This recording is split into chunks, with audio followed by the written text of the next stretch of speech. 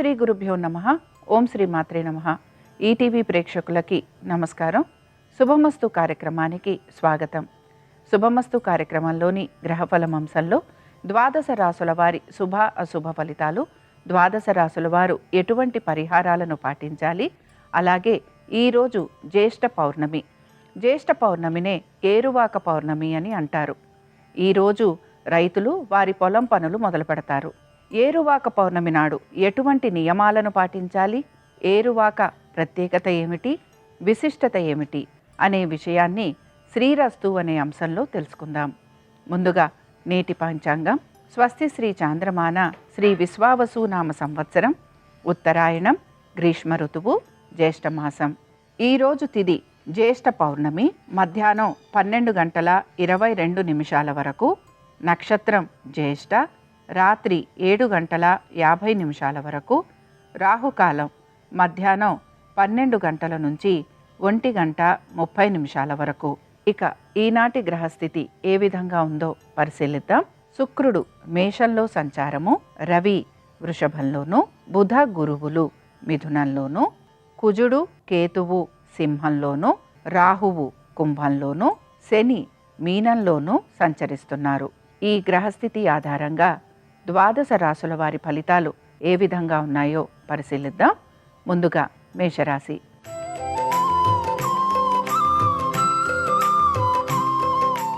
మేషరాశి వారు వారి ఆర్థిక స్థితిగతుల గురించి ఈరోజు మాత్రం ప్రత్యేక శ్రద్ధను కనపరచాలి. దీంతో పాటు ఉద్యోగస్తులకి అధిక శ్రమ అనేది వారి ఉద్యోగపరంగా ఉండబోతోంది. వ్యాపారస్తులకి కూడా వ్యాపారపరంగా శ్రమతో పాటు ఆర్థికంగా కూడా వీరు కొంత ఇబ్బందికి గురయ్యే అవకాశాలు గోచరిస్తున్నాయి. వివాహ ప్రయత్నాలు చేస్తున్న వారికి కొంతవరకు ఆటంకాలు లాంటివి కలిగే అవకాశాలు ఎక్కువగా ఉంటాయి. రుణాల కోసం ప్రయత్నిస్తున్న వారికి కూడా రుణ ప్రయత్నాలలో కొంత ఇబ్బందికరమైన పరిస్థితులు గోచరిస్తున్నాయి. పనులన్నీ కూడా జాప్యంగా పూర్తయ్యే అవకాశాలు ఎక్కువగా ఉంటాయి. విద్యార్థులకి కూడా వారి విద్య పట్ల ఏకాగ్రత అనేది తక్కువగా గోచరిస్తోంది. పెట్టుబడుల విషయంలో కనుక అజాగ్రత్తగా ఉంటే వీరికి ధర నష్టం కలిగే అవకాశాలు ఎక్కువగా ఉంటాయి. ఇక ఈ రాశి వారు ఈరోజు గణేశుని పంచరత్న స్తోత్రం చదవటం, వినటం, అలాగే స్వామివారి దర్శనం వీరికి మంచి ఫలితాలను కలిగిస్తుంది. అనుకూలించే దిక్కు ఉత్తరం, కలిసొచ్చే రంగు తెలుపు, అదృష్ట సంఖ్య 6.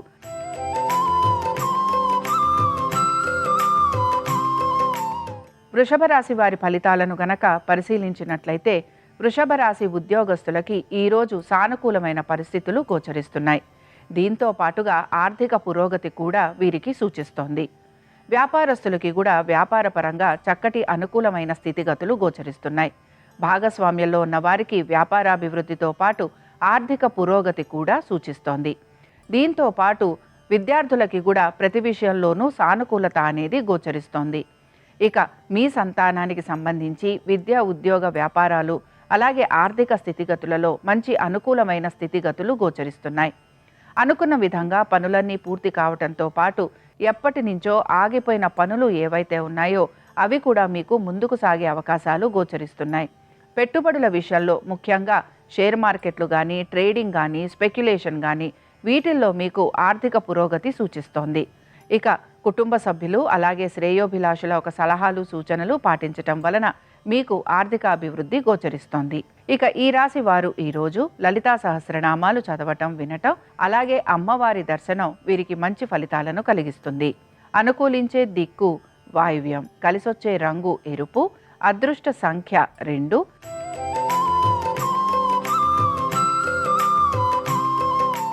మిథున రాశి వారి ఫలితాలను గనక పరిశీలించినట్లయితే వివాహ ప్రయత్నాలు చేస్తున్న వారికి ఈరోజు సానుకూలంగా ఉంటుంది.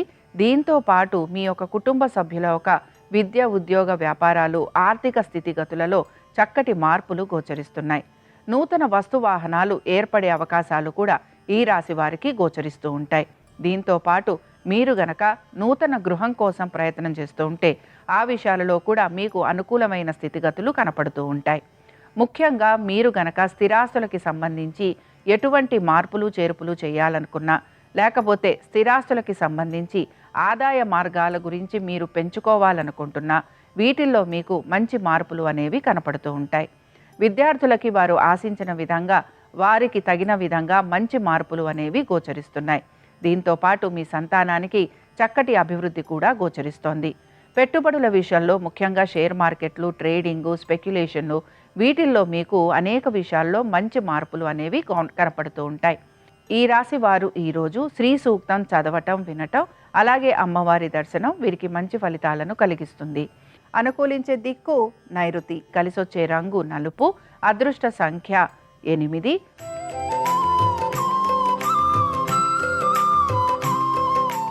కర్కాటక రాశి వారి ఫలితాలను గనక పరిశీలించినట్లయితే కర్కాటక రాశి వారికి ఖర్చులు అధికంగా ఉండబోతున్నాయి. ముఖ్యంగా వీరి ఆరోగ్యం గురించి జాగ్రత్త వహించాలి. దీంతో పాటు వీరికి వైద్య సంబంధంగా ఖర్చులు అధికంగా ఉండే అవకాశాలు గోచరిస్తున్నాయి. ప్రతి పనిలోనూ కూడా ఆలస్యం అనేది వీరికి కనపడుతూ ఉంటుంది. ముఖ్యంగా వీరు ఏ పనులైతే త్వరితగతిన పూర్తి చేయాలనుకుంటారో ఆ పనులు వీరు ఆశించిన వేగవంతంగా పూర్తి కాకపోవటం వలన కొంత వీరు నిరాశకి మాత్రం గురవుతూ ఉంటారు. ఎప్పటి నుంచో ఆగిపోయిన పనుల వైపు శ్రద్ధాశక్తుల్ని కనబరుస్తున్నా ఆ పనులు కొంతవరకు జాప్యంగా పూర్తయ్యే అవకాశాలు గోచరిస్తున్నాయి. దీంతో పాటు మీ సంతానం గనక విదేశాలకు విద్య గురించి గనక ప్రయత్నం చేస్తూ ఉంటే ఆ విషయంలో మీకు కొంత సానుకూలత అనేది గోచరిస్తూ ఉంటుంది. దీంతో పాటుగా ఆర్థిక పురోగతి కోసం మీరు కొన్ని మార్పులు చేర్పులు చేసుకునే అవకాశాలు కూడా గోచరిస్తున్నాయి. ఇక పెట్టుబడుల విషయంలో ముఖ్యంగా దీర్ఘకాలిక పెట్టుబడులు మీకు కొంతవరకు ఆర్థికంగా అనుకూలంగా ఉండే అవకాశాలు గోచరిస్తున్నాయి. స్పెక్యులేషన్లు కానీ, లేకపోతే ట్రేడింగ్ కానీ, షేర్ మార్కెట్లు కానీ ఈరోజు మీకు కొంత ధన నష్టాన్ని కలిగించే అవకాశాలు ఎక్కువగా ఉంటాయి. ఇక ఈ రాశి వారు ఈరోజు అష్టలక్ష్మి అష్టోత్తరం చదవటం, వినటం, అలాగే అమ్మవారి దర్శనం వీరికి మంచి ఫలితాలను కలిగిస్తుంది. అనుకూలించే దిక్కు తూర్పు, కలిసొచ్చే రంగు పసుపు, అదృష్ట సంఖ్య 5.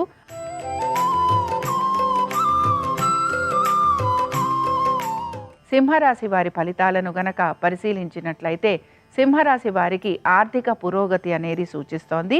దీంతో పాటు వీరి సంతానానికి చక్కటి అభివృద్ధి అనేది గోచరిస్తోంది.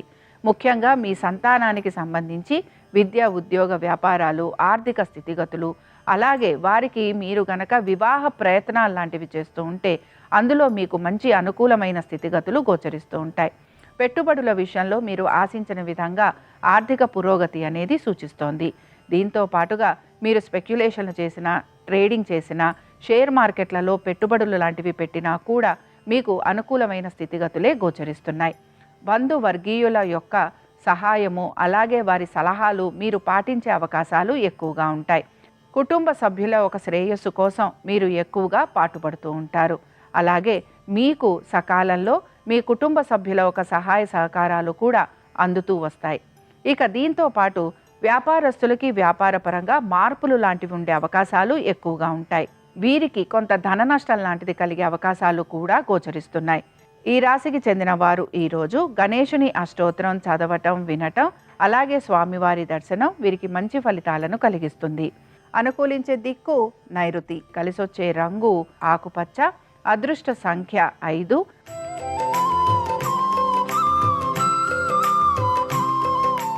కన్యారాశి వారి ఫలితాలను గనక పరిశీలించినట్లయితే కన్యారాశి వారికి వీరు ప్రత్యేకించి వీరి ఉద్యోగం పైన శ్రద్ధాశక్తుల్ని కనబరుస్తూ ఉంటారు.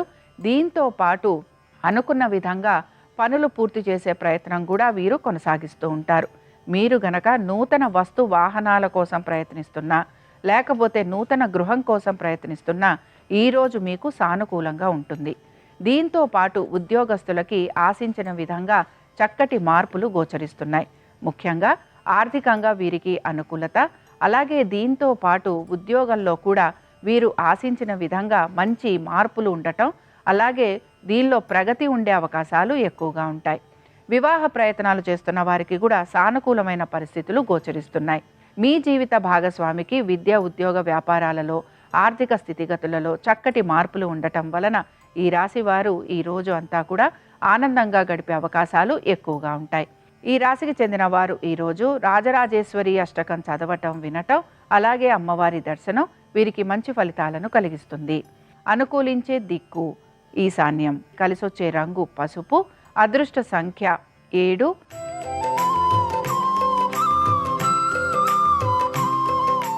తులారాశి వారి ఫలితాలను గనక పరిశీలించినట్లయితే మీరు దాన ధర్మాల వైపు ఎక్కువగా ఆసక్తిని కనబరుస్తూ ఉంటారు.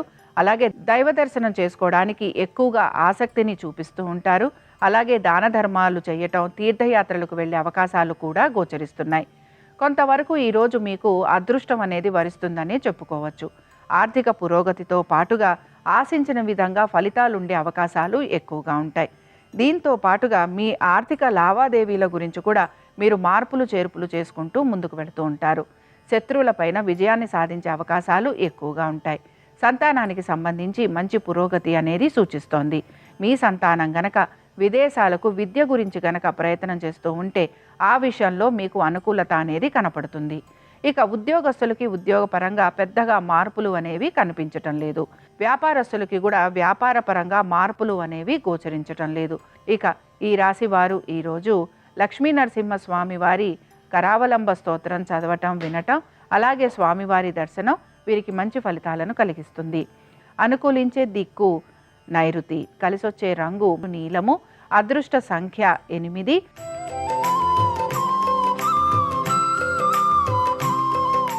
వృశ్చిక రాశి వారి ఫలితాలను గనక పరిశీలించినట్లయితే వృశ్చిక రాశి వారు మాత్రం ఈరోజు ప్రతి విషయంలోనూ కూడా జాగ్రత్త వహించాలి. అయితే వీరికి స్థిరాస్తి విషయాలలో మాత్రం చక్కటి అనుకూలత అనేది గోచరిస్తోంది. ఉద్యోగస్తులకి శ్రమ అధికంగా ఉండటం, ఆశించిన విధంగా వీరికి ప్రాజెక్టులు లాంటివి లభించకపోవటం, అలాగే దీంతో పాటు పనులలో జాప్యం లాంటివి కలిగే అవకాశాలు ఎక్కువగా ఉంటాయి. వ్యాపారస్తులకి కూడా వ్యాపార పరంగా వీరికి శ్రమ అధికంగా ఉండటం, భాగస్వామ్యంలో చిన్న చిన్న ఇబ్బందులు లాంటివి వచ్చే అవకాశాలు, అలాగే వీరు ఏదైతే ఆర్థికంగా వీరికి అనుకూలంగా ఉంటుంది అనుకొని చేస్తారో ఆ పనులలో ఆర్థిక పురోగతి లేకపోవటం, ఇలాంటి విషయాలలో వ్యాపారస్తులు ఎక్కువగా ఇబ్బంది పడుతూ ఉంటారు. సంతానానికి సంబంధించి వారి యొక్క విద్య, ఉద్యోగ, వ్యాపారాలు, ఆర్థిక స్థితిగతుల గురించి కొంత మీరు ప్రత్యేక శ్రద్ధ మాత్రం తీసుకోవాలి. ఇక పెట్టుబడుల విషయంలో కూడా షేర్ మార్కెట్లు, ట్రేడింగు, స్పెక్యులేషన్ కాకుండా మీరు గనక దీర్ఘకాలిక పెట్టుబడులు పెడితే మీకు ఇందులో కొంతవరకు అనుకూలంగా ఉండే అవకాశాలు గోచరిస్తున్నాయి. ఈ రాశి వారు ఈరోజు అష్టలక్ష్మి స్తోత్రం చదవటం, వినటం, అలాగే అమ్మవారి దర్శనం వీరికి మంచి ఫలితాలను కలిగిస్తుంది. అనుకూలించే దిక్కు ఉత్తరం, కలిసొచ్చే రంగు తెలుపు, అదృష్ట సంఖ్య 6.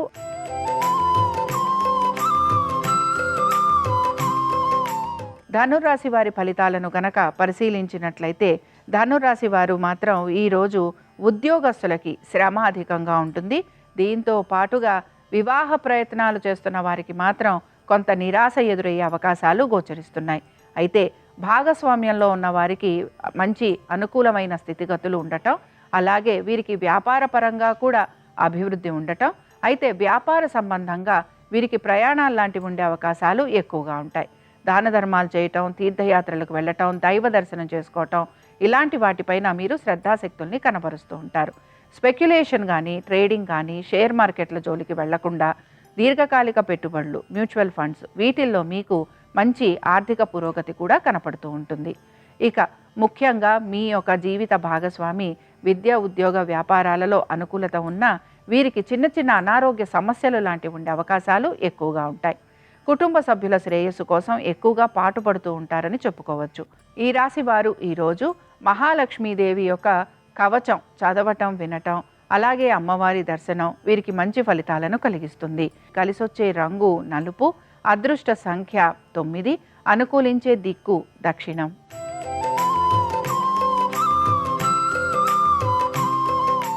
మకర రాశి వారి ఫలితాలను గనక పరిశీలించినట్లయితే మకర రాశి వారికి మాత్రం ఆర్థిక పురోగతి, దీంతో పాటు వృత్తి వ్యాపార పరంగా అనుకూలత, ఆశించిన విధంగా ప్రతి విషయంలోనూ సానుకూలత అనేది గోచరిస్తోంది.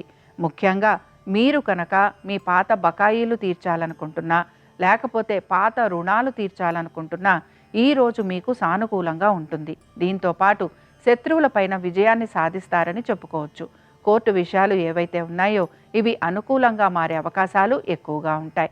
ప్రతి విషయంలోనూ కూడా నెమ్మదిగా ఉంటూ నలుగురి సలహాలు, సూచనలు పాటిస్తూ మీరు ముందుకు వెళ్ళటం వలన మీకు ప్రతి పనిలోనూ సానుకూలత, అనుకూలత అనేది గోచరిస్తోంది.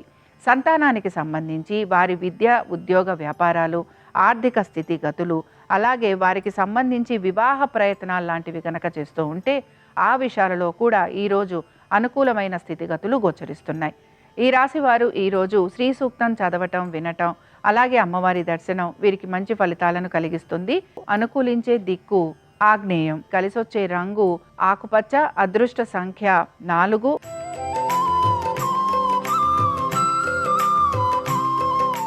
కుంభరాశి వారి ఫలితాలను గనక పరిశీలించినట్లయితే కుంభరాశి వారికి కూడా సంతానానికి చక్కటి పురోగతి సూచిస్తోంది.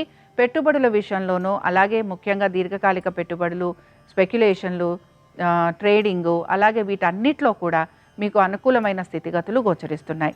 సంతానంతో పాటుగా ఎవరైతే వ్యాపారం చేస్తున్నారో వ్యాపారస్తులకి కూడా వ్యాపార పరంగా మంచి మార్పులు అనేవి గోచరిస్తున్నాయి.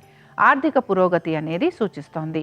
దీంతో పాటు ఉద్యోగస్తులకి కూడా ప్రమోషన్లు, ఇంక్రిమెంట్లు వచ్చే అవకాశాలు ఎక్కువగా ఉన్నాయి. స్థిరాస్తి వ్యవహారాలు ఈరోజు మీకు చాలా వరకు సానుకూలంగా ఉండే అవకాశాలు గోచరిస్తున్నాయి. దీంతో పాటు ప్రతి పనిలోనూ కూడా మీరు ఏ విధంగా పనులు పూర్తి కావాలని ఆలోచిస్తూ ఉంటారో ఆ పనులన్నీ అదే విధంగా పూర్తయ్యే అవకాశాలు గోచరిస్తున్నాయి.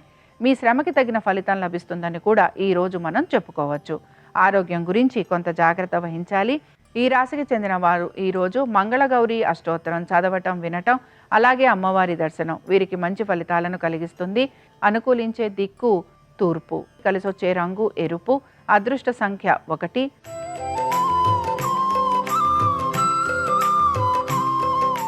మీనరాశి వారి ఫలితాలను గనక పరిశీలించినట్లయితే మీనరాశి వారికి కూడా మార్పులు అనేవి కనపడుతూ ఉంటాయి. అలాగే ఈ మార్పులతో పాటు ముఖ్యంగా కుటుంబ సభ్యులతోటి మీరు ఎక్కువగా సమయాన్ని గడపడానికి ఇష్టపడుతూ ఉంటారు. అలాగే మీ కుటుంబ సభ్యులకి సంబంధించి వృత్తి, ఉద్యోగ, వ్యాపారాలలో చక్కటి అనుకూలమైన స్థితిగతులు గోచరిస్తున్నాయి. మీ జీవిత భాగస్వామికి కూడా వృత్తిపరంగాను, వ్యాపార పరంగాను, ఆర్థిక స్థితిగతుల పరంగాను మంచి మార్పులు ఉండే అవకాశాలు ఎక్కువగా ఉన్నాయి. సంతానానికి చక్కటి పురోగతి సూచిస్తోంది. పెట్టుబడుల విషయంలో కూడా షేర్ మార్కెట్లైనా, ట్రేడింగ్ అయినా, స్పెక్యులేషన్ అయినా, అలాగే మ్యూచువల్ ఫండ్స్ అయినా, లేకపోతే దీర్ఘకాలిక పెట్టుబడులైనా వీటిలలో మీకు ఆర్థిక పురోగతి అనేది కనపడుతోంది. ముఖ్యంగా ఉద్యోగస్తులకి ఉద్యోగ పరంగా మంచి మార్పులు అనేవి సూచిస్తోంది. ఇక వ్యాపారస్తులకి కూడా వ్యాపార పరంగా చక్కటి మార్పులు ఉండటం, అలాగే భాగస్వామ్యంలో అనుకూలత ఉండటం, దీంతో పాటు ఆర్థిక పురోగతి కూడా సూచిస్తోంది. ఈ రాశికి చెందిన వారు ఈరోజు లక్ష్మీ సహస్రనామ స్తోత్రం చదవటం, వినటం, అలాగే అమ్మవారి దర్శనం వీరికి మంచి ఫలితాలను కలిగిస్తుంది. అనుకూలించే దిక్కు ఉత్తరం, కలిసొచ్చే రంగు తెలుపు, అదృష్ట సంఖ్య 6. ఇవి ద్వాదశ రాసుల వారి ఫలితాలు. ఏరువాక పౌర్ణమి సందర్భంగా ద్వాదశ రాసుల వారికి లక్ష్మీదేవి యొక్క అనుగ్రహం కలగాలని ఆశిస్తూ స్వస్తి.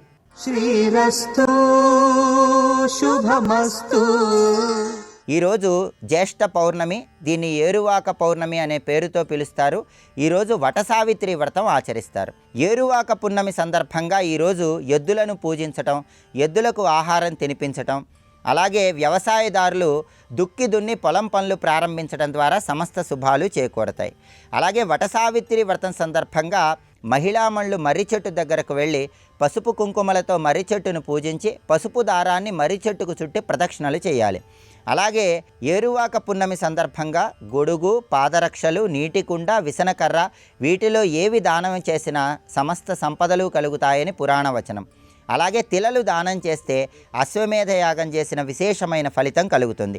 పత్తి దానం చేసినా ఉత్తమ ఫలితాలు కలుగుతాయి. అన్నదానం చేసినా, వస్త్రదానం చేసినా సమస్త శుభాలను సిద్ధింపజేసుకోవచ్చు.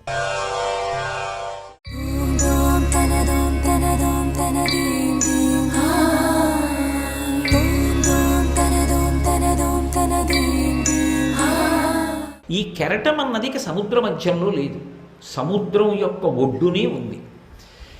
భక్తి అనేటటువంటి మాటలో ప్రారంభ స్థానంలో ఉన్నవాడికే భగవంతుడు, నేను అన్న 2 మాటలు ఉంటాయి, కెరటము, సముద్రము అని. బాగా లోపలికి వెళ్ళిన వాడికి, జ్ఞానమునందు నిలబడిపోయిన వాడికి ఇక కెరటములు లేవు, సముద్రం ఒకటే ఉంది. కాబట్టి సాముద్రోహి తరంగ, సముద్రంలో తరంగం ఉంది. క్వచన సముద్రో నా తారంగ, సముద్రం మాత్రం కెరటంలో లేదు. ఇది ఎప్పుడు ఒడ్డును నువ్వు నిలబడితే, ఇంకా లోపలికి వెళ్ళి మధ్యలోకి వెళ్ళి చూడడం వరకు నువ్వు తర్ఫీదు పొందకపోతే, ఎప్పుడు వెళ్ళి చూడని వాడివైతే సముద్రం అంతా ఇలాగే ఉంటుంది అనుకుంటావు కెరటాలతో. ఎప్పుడైనా కొంచెం సముద్రం లోపలికి వెళ్ళిన వాడవైతే అక్కడ ఇక కెరటాలు లేవన్న సత్యం నీకు తెలుస్తుంది. అంటే మొదట్లో ప్రార్థన రెండున్నాయన్న స్థితి, ధ్యానములో నిజంగా నువ్వు షట్పది వైపోయి పంచేంద్రియములు మనస్సుతో కలిసి ఎగిరి వెళ్ళి భగవంతుని యొక్క పాదార విందముల మీద వాలి ఆ మకరంద పానం చెయ్యడం మొదలు పెడితే, సచ్చిదానందాన్ని పొందడం మొదలు పెడితే నువ్వు కూడా ఆ వస్తువే అయిపోతావు తప్ప ఇక రెండుగా ఉండవు. అప్పుడు కెరటాలు లేవు ఇంకా. కాబట్టి అప్పుడు కెరటమన్నది లేనప్పుడు అసలు రెండన్న మాట లేదు. సత్యం నీ చెప్పింది యథార్థమే, రెండు లేవు, ఉన్నది ఒకటే ఉంది, అద్వైతమే. కానీ ప్రారంభంలో అలా ఉండదు. ఉన్నది ఒకటే పదార్థం అండి అన్నాను అనుకోండి, నాకు వెంటనే ఏమనిపిస్తుంది, కాదండి రెండు ఉన్నాయి కదా, భగవంతుడు ఉన్నాడండి, అయ్యి బాబోయ్ ఆయన్ని మనం పాదాలు పట్టుకోవాలండి, ఆయన మనని రక్షిస్తాడండి అంటానా అనా? ఒడ్డునుంటే కెరటం ఉంది, నేను వేరు అని. కానీ నేను అన్నది ఎక్కడి నుంచి వచ్చింది? ఈశ్వరుడి నుంచే వచ్చింది. ఆయన లేని నేనెక్కడున్నాను? మళ్ళీ మీకు అర్థమయ్యేట్టు చెప్తున్నాను. ఉంగరం చెయ్యాలి, బంగారం లేకుండా ఎలా వచ్చింది? మూకుడు చెయ్యాలి, పాలిక చెయ్యాలి, మట్టి లేకుండా ఎలా వచ్చింది? చపాతీ చేసావా, పూరీ చేసావా, ఏదో చిన్న చిన్న చెణుకులు చేసావా, వదిలిపెట్టేయండి, గోధుమ పిండి లేకుండా ఎలా వచ్చింది? ఉన్నది ఈశ్వరుడే. ఆ ఈశ్వరుడే జీవుడిగా ఉన్నాడు, జీవుడని అనిపిస్తున్నాడు మాయ చేత. మాయ తొలగితే జీవబ్రహ్మైక్య సిద్ధి, జీవుడు బ్రహ్మము ఒక్కటే, పూర్ణమైపోతుంది. ఇది వచ్చే వరకు కెరటములు కనపడతాయి. గుడ్డునున్నప్పుడు కెరటం అంటే దానికి ఏమైనా ఆస్తిత్వం ఉందా అసలు? కెరటము దాన్ని సముద్రం నుంచి వేరు చేసి తీసుకొచ్చి ఎక్కడైనా పెట్టడం సాధ్యం అవుతుందా? ఒక్కనాటికి తీసుకురాలేరు. అది సముద్రంలోనే పుడుతుంది, సముద్రంలోనే పెరుగుతుంది, సముద్రంలోనే విరిగిపోతుంది, సముద్రంలోనే కలిసిపోతుంది తప్ప దానికి ఇక వేరే కెరటం పుట్టడానికి చోటే లేదు. కెరటము అన్నదాన్ని మీరు బయట ఎక్కడా చూపించడం ఇక సాధ్యం కాదు. అంటే సముద్రము లేని కెరటము లేదు. అంటే సముద్రమునందు కెరటమున్నది, ఈశ్వరుని యందు జీవుడున్నాడు. ఎప్పుడు? ప్రారంభంలో, ప్రార్థన సమయంలో. ఒక్కసారి అనుభవంలోకి వచ్చిన తరువాత, ధ్యానము పండిన తరువాత ఇక కెరటములు లేవు, ఉన్నదొక్కటే. మూడుగా మొదలుపెట్టి ఒకటిగా మారిపోతాడు. ధ్యానం చేసేవాడు, ధ్యానం చెయ్యబడుతున్నది, ధ్యానము అని మూడుగా మొదలుపెట్టి ఒకటిగా సచ్చిదానంద స్వరూపంగా నిలబడిపోతాడు. పరమ ఆనంద స్వరూపంగా ఒళ్ళు రోమాంచితమైపోయి ఆనంద ధార పడుతుండగా అలా నిలబడిపోతాడు. అదిగో అక్కడ ఇక రెండు లేవు, మూడు లేవు, ఏమీ లేవు, ఉన్నది ఒక్కటే ఉంది. అది సత్యం. అక్కడికి చేరుకోవాలి. అది చేరుకున్న తర్వాత అది సత్యము అని ఎరుకలోకి వస్తుంది.